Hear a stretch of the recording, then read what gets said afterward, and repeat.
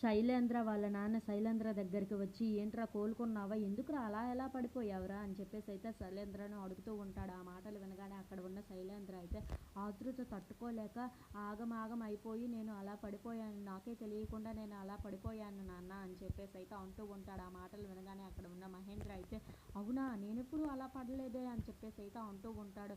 ఆ మాటలు వినగానే అక్కడ ఉన్న శైలేంద్ర అయితే ఒక్కసారిగా షాక్ అయిపోయి మహేంద్ర వైపు చూసి, అవును మీరెప్పుడు అలా పడి ఉండరులేండి, నాకు ఎందుకో తెలియదు, రషి వసుధారాలు ఇక్కడికి వచ్చారనే ఆతృతలో నేను అలా షాక్ అయిపోయి అక్కడే పడిపోయాను అని చెప్పేసి అయితే అంటూ ఉంటాడు. ఆ మాటలు వినగానే అక్కడ ఉన్న రిషి వసుధారాలు వాళ్ళు అయితే నవ్వుకుంటూ ఉంటారు.